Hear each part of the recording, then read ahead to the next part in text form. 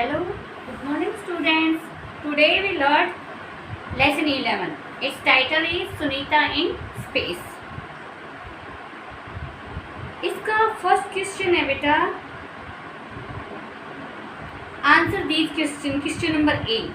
और इसका फर्स्ट है who is Sunita Williams. Sunita Williams कौन थी? What world record has she made, और उसने कौन सा वर्ल्ड रिकॉर्ड बनाया। सुनीता विलियम्स कौन थी, ये आपने अपनी लेसन पढ़ा होगा। सुनीता विलियम्स एक फेमस एस्ट्रोनॉट थी और उन्होंने क्या रिकॉर्ड बनाया था? उन्होंने वर्ल्ड रिकॉर्ड बनाया था 6 महीने से ज़्यादा स्पेस में रहने। अब मैं आपको इसका आंसर बता रही हूँ। She is a famous astronaut who set a new record for staying space more than 6 months. Question number 2, how did she go to space. वो स्पेस में कैसे गए? स्पेस में कैसे जाएंगे? स्पेस क्राफ्ट में बैठ के। तो सुनीता विलियम्स भी कैसे गई? स्पेस क्राफ्ट में बैठ के। इसका जो आंसर है वो बता रही हूँ। She went to space by a spaceship. Question number 3, what does earth look like from the space. Space से अर्थ कैसी दिखती है? अर्थ स्पेस से बहुत ही सुंदर दिखती है। ये ब्लू कलर की दिखती है, थोड़ी सी कर्व्ड दिखती है क्योंकि ये थोड़ी सी चपटी है। अब इसका आंसर बता रही हूँ। इट लुक्स वेरी ब्यूटीफुल, ये बड़ी सुंदर दिखती है, कर्व, थोड़ी सी चपटी एंड अमेजिंग, और बहुत ही मनोरंजक। Question number 4, why did Sunita Williams come to India. Sunita Williams India में क्यों आई? क्योंकि बेटा कल्पना चावला की बेस्ट फ्रेंड थी सुनीता विलियम्स, और कल्पना चावला चाहती थी कि मेरा मिशन पूरा होने के बाद मैं इंडिया जाऊं और बच्चों को इंस्पायर करूं। उन्हीं का जो सपना था उसको पूरा करने के लिए सुनीता विलियम्स इंडिया में बच्चों से मिलने के लिए आई थी। अब मैं इसका आंसर करवा रही हूँ आपको। She came to India to fulfil the dream of Kalpana Chawla. Question number 5, why do you thinks what we throw up on the earth come down. जो चीज़ें हम आसमान में फेंकते हैं वो सारी चीज़ें अर्थ के ऊपर क्यों आके गिर जाती है? क्यों गिर जाती है? क्योंकि ग्रेविटी के कारण। जब इसका आविष्कार हुआ था, डिस्कवरी हुई थी, ये न्यूटन सर ने की थी। तो न्यूटन जो बहुत बढ़िया साइंटिस्ट थे वो लेटे हुए थे एक दिन सेब के पेड़ के नीचे, और लोग उस टाइम पे बोलते थे कि न्यूटन बहुत ज़्यादा संख्या आदमी है। अचानक क्या हुआ, एक सेब टूट के उनके ऊपर आ गिरा। तो अपने दोस्त से बार बार उनको ये भ्रम हो गया कि ये जो सेब है ये मेरे सर पे क्यों गिरा, आसमान में भी तो जा सकता था। और इसी को ढूंढते ढूंढते उन्होंने ग्रेविटी का आविष्कार कर दिया। ठीक है, तो ग्रेविटी की वजह से कोई भी चीज़ आसमान में नहीं जाती। ग्रेविटी क्या होती है? अर्थ की पावर होती है जो हर चीज़ को अपनी साइड खींचती है। तो इसका आंसर आएगा ड्यू टू द ग्रेविटी। अगला क्वेश्चन है, how far did Sunita Williams go away from the earth. Earth से सुनीता विलियम्स कितनी दूर गई थी? 360 किलोमीटर्स फार। तो इसका आंसर आएगा she went about 360 kilometres. Okay. Question number 7, describe how Sunita viewed the earth from the spaceship. आपको डिस्क्राइब करना है कि सुनीता ने कैसे व्यू की थी स्पेसशिप से। उन्होंने जब धरती को देखा तो उनको कैसा लगा था, ये उन्हीं के वर्ड में आपको डिस्क्राइब करना है। इसलिए जो उनके वर्डिंग थे उनको आपको इन्वर्टेड कोमा के अंदर डाल के लिखना है। इन्वर्टेड कोमा शुरू करके उन्हीं के वर्ड्स में। The earth looks so beautiful and amazing from the spaceship. Spaceship से अर्थ बड़ी ही प्यारी और अमेजिंग लग रही थी। वी कुड क्लियरली सी, हम बिल्कुल साफ साफ देख सकते थे the curved shape of the earth. Earth की जो थोड़ी सी चपटी है, गोलाई नहीं है, वो शेप थी। ठीक है। अगला है, what did Sunita want to become. Sunita बनना क्या चाहती थी? सुनीता विलियम्स जो है वो गोताखोर बनना चाहती थी। समुद्र में जो गोताखोर होते हैं, समुद्र के बारे में जो डिस्कवरी करते हैं, उसमें क्या है ये बातें बताते हैं, वहाँ पे जो एनिमल्स रहते हैं उनके बारे में बताते हैं, वो बनना चाहती थी सुनीता विलियम्स। लेकिन बन गए क्या? अंतरिक्ष यात्री। स्पेस में जाने के लिए जो एस्ट्रोनॉट होते हैं वो बन गए। ठीक है, तो इसका आएगा Sunita wanted to become a driver.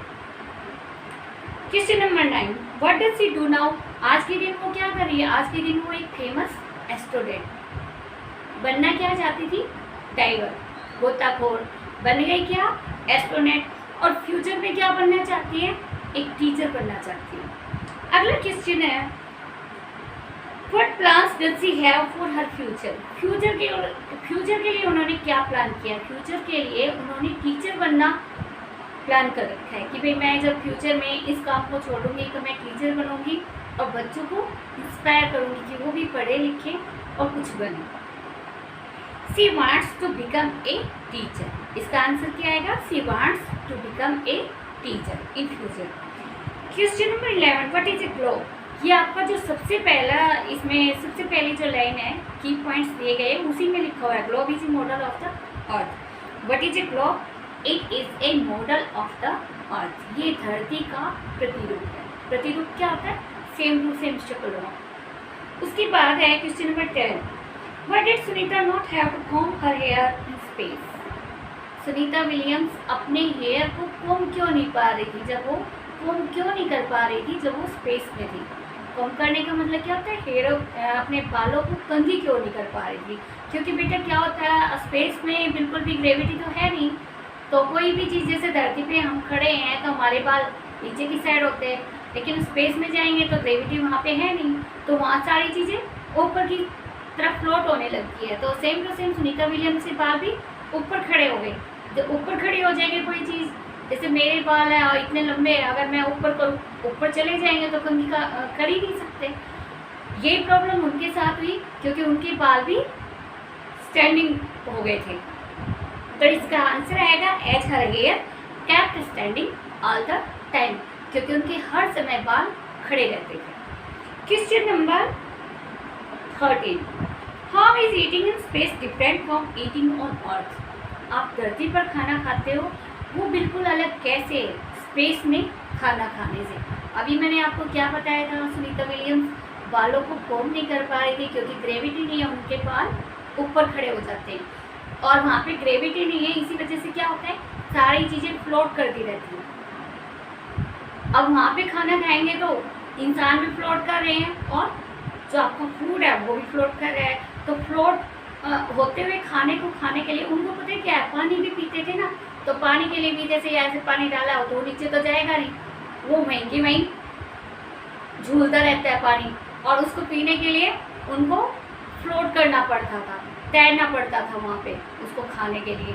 Same to same जो वो पानी पीने के लिए उनको फ्लोट करना पड़ता था, सेम टू सेम खाने के लिए भी फूड पैकेट्स वहाँ पे फ्लोट करते थे और उनको खाने के लिए सुनीता विलियम्स को भी फ्लोट करना पड़ता था। और यही सिचुएशन हमारी होगी अगर हम वहाँ जाएंगे। तो इसका आंसर क्या आएगा? आप लिखोगे इन स्पेस, ठीक है, और वहाँ पे एरो का निशान लगा के आंसर लिखेंगे वी हैव टू फ्लोट। हमें भी फ्लोटिंग करनी पड़ेगी to eat the floating food. We have to float, हमें वहाँ पे तैरना पड़ेगा फ्लोटिंग फूड को खाने के लिए। नेक्स्ट है ऑन अर्थ। अर्थ पे तो ग्रेविटी है, वो हर चीज़ को अपनी साइड खींचती है, तो कोई भी चीज़ हम रखेंगे तो आराम से फिक्स हो जाती है, वो चीज़ वहाँ पे आराम से रखी जाती है। आप यहाँ खाना खाते हो, सबको पता है, कोई भी चीज़ कहीं भी रखते हो और आराम से खाना खाते हो। तो यहाँ पे वी कैन सीट, हम आराम से बैठेंगे एंड ईट फूड इजीली, और बड़े आराम से खाना खाएंगे। क्वेश्चन नंबर 14, एक्सप्लेन करो। Explain what did Sunita Williams mean by saying all the lines on the maps are made by us, they are in our minds. सुनीता विलियम्स ने क्यों कहा? आपको एक्सप्लेन करना है कि जितनी भी लाइनें हैं मैप की वो सारी हम लोगों ने बनाई है, वो सारी हमारे माइंड की उपज है, हमारे दिमाग की उपज है। ऐसा उन्होंने क्यों कहा था? क्योंकि बेटा स्पेस में जाने के बाद अर्थ में कोई लाइनिंग वगैरह, कोई किसी भी कंट्री को अलग से देखा नहीं जा सकता। वहाँ से सिर्फ एक अर्थ दिखती है और हमें लगता है कितनी प्यारी हमारी धरती है ना। वहाँ से अलग अलग कंट्रीज तो दिखते ही नहीं कि भाई ये मेरा भारत देश है, ये अमेरिका है, ये वो है। तो सिर्फ एक धरती नज़र आती है। जैसे हम कहीं जाते हैं, यहाँ पे क्या होता है, जब हम इंडिया में, मैं हरियाणा का हूँ, मैं उड़ीसा का हूँ, मैं महाराष्ट्र का हूँ, लेकिन ज़्यादातर क्या होता है, जब हरियाणा वाले 2-3 बंदे कहीं पे जाएँ तो वहाँ पे अलग अलग स्टेट के होंगे, तो हरियाणा का चाहे वो जान पहचान में ना हो, लेकिन वो मिलते ही क्या सोचते हैं, ओ हम सारे हरियाणा के, है ना। सेम टू सेम अगर इंडिया वाले अमेरिका जाएंगे तो इंडिया वाले अगर इकट्ठे हो जाते हैं बिना जान पहचाने, उनके मन में ये आ जाता है हम इंडिया वाले। लेकिन जब हम स्पेस में जाते हैं तो हमें सिर्फ हमारी धरती दिखती है, सिर्फ और सिर्फ क्या दिखती है, ये धरती हमारी, ठीक है। तो वहाँ पे हम ये सारी चीज़ें भूल जाते हैं। जैसे मैंने कहा हरियाणा में है, हरियाणा के अगर दूसरे स्टेट में जाएंगे तो हरियाणा याद रह गया। इंडिया वाले अगर दूसरे कंट्री में चले गए तो हमें लगता है हम इंडिया वाले हैं। और जब हम हमारे अपने आप ही माइंड चेंज हो जाता है, और जब हम ऊपर स्पेस में जाएंगे तो धरती हमारी, है ना।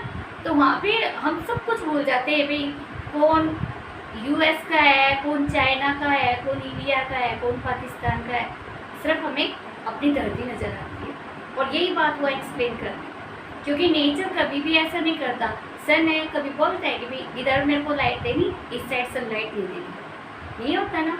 अर्थ कभी मना करती है भाई यहाँ पे तुम्हें नहीं रहना है, वो बंदा रहेगा, कभी नहीं बोलते, क्योंकि नेचर किसी को भी डिवाइड नहीं करता। अब इसका आंसर बता रही हूँ, nature do not divides anything. Nature किसी भी चीज़ को विभाजित नहीं करता, बांटता नहीं है। बांटने का मतलब ये नहीं है शेयर नहीं करता, बांटने का मतलब है टुकड़े टुकड़े नहीं करता, भाई ये इसका है, ये इसका है। Division of countries on the earth has been done by man. धरती को जो अलग अलग टुकड़ों में, अलग अलग कंट्री में बांटा है, वो इंसान ने बांटा है, ना कि nature. Okay. Shooting star, shooting star किसे बोलते हैं? शूटिंग स्टार क्या होता है?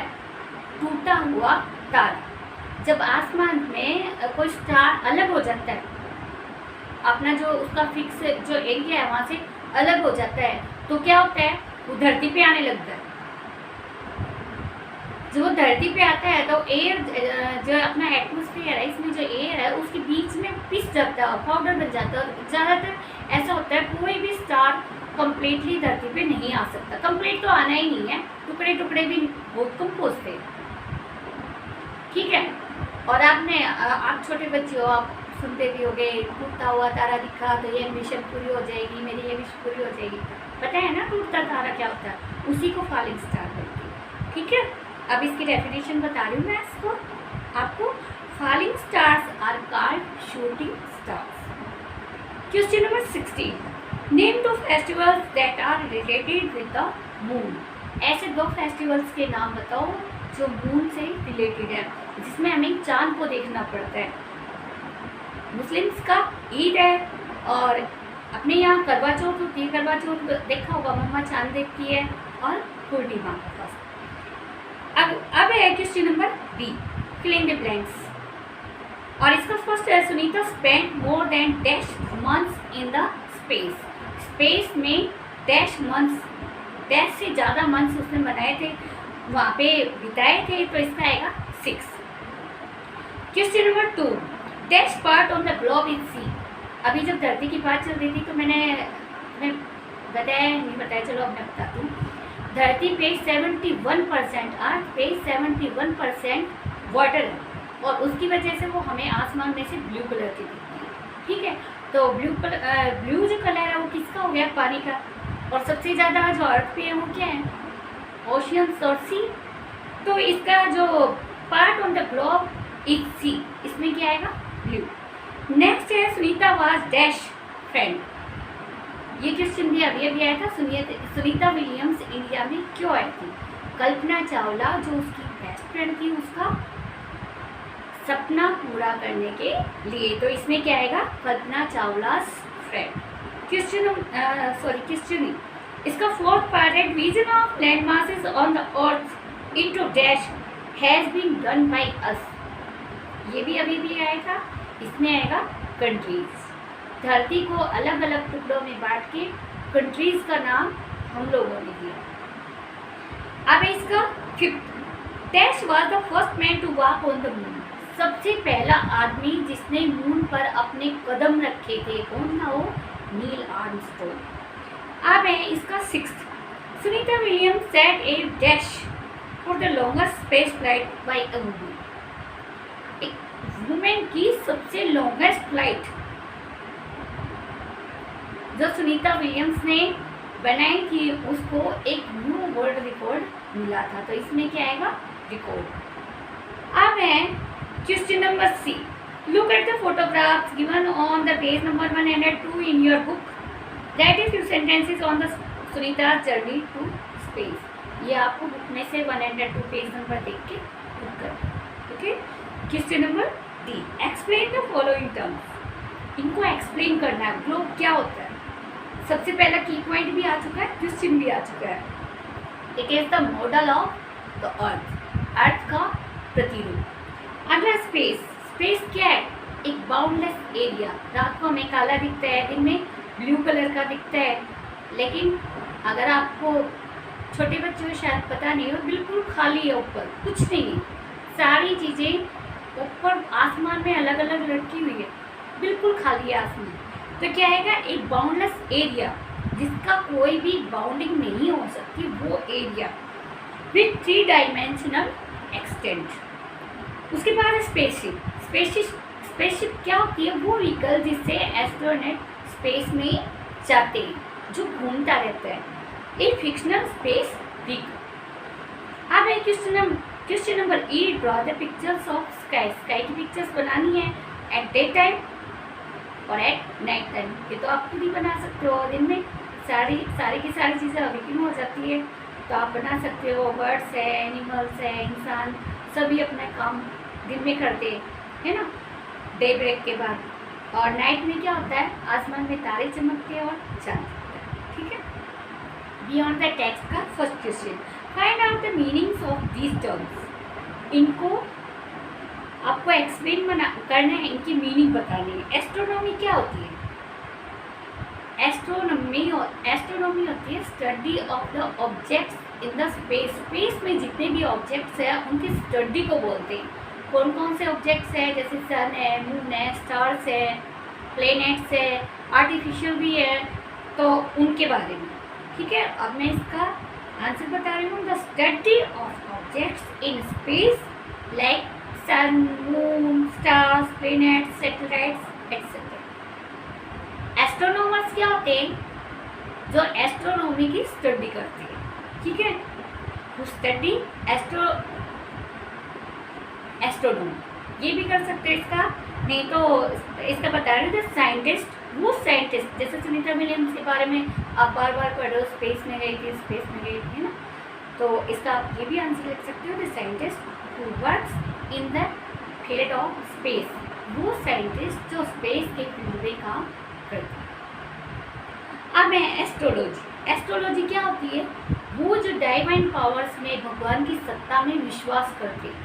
जैसे तुमने सुना होगा अभी शनि ग्रह चल रहा है, अब बृहस्पति ग्रह चल रहा है, ये जो डाइवाइन पावर्स को मानते हैं वो होते हैं एस्ट्रोलॉजिस्ट। ठीक है, तो इसका क्या आएगा? ये pseudo science that claims divine powers. वो सूडो साइंस जो डाइवाइन पावर में विश्वास करते हैं। अगला है planets, an object that circles around a big object like sun. वो ऑब्जेक्ट जो सन की चारों तरफ सर्कल लगाते हैं उनको क्या बोलते हैं? प्लैनेट्स। अब है सैटेलाइट्स। सैटेलाइट्स क्या होते हैं? जो प्लैनेट के चारों तरफ चक्कर लगाते हैं उनको सैटेलाइट्स बोलते हैं। An object that circles around a planet are called satellites. ये आर्टिफिशियल भी हो सकते हो, नेचुरल। अब है कॉन्स्टेलेशन, एक ग्रुप ऑफ स्टार्स, तारों के झुंड को बोलते हैं कॉन्स्टेलेशन। ये एक स्पेशल मतलब इसका एक नाम होता है, जैसे सप्तऋषि है ना, इस तरह से। अगला है एस्ट्रोनॉट। एस्ट्रोनॉट कौन होते हैं? pupil trained and certified by NASA, ESA, CSA और JAXA। उसके बाद है कॉस्मोनॉट। कौन होते हैं? pupil trained and certified, वो लोग जो सर्टिफिकेट लिए हुए, वो ट्रेनिंग दी गई है जिनको रशियन स्पेस एजेंसी के द्वारा। pupil trained and certified by Russian space agency. उसके बाद है identified the pictures and right the names. इनको आपको आइडेंटिफाई करना है और उनके नाम लिखने हैं।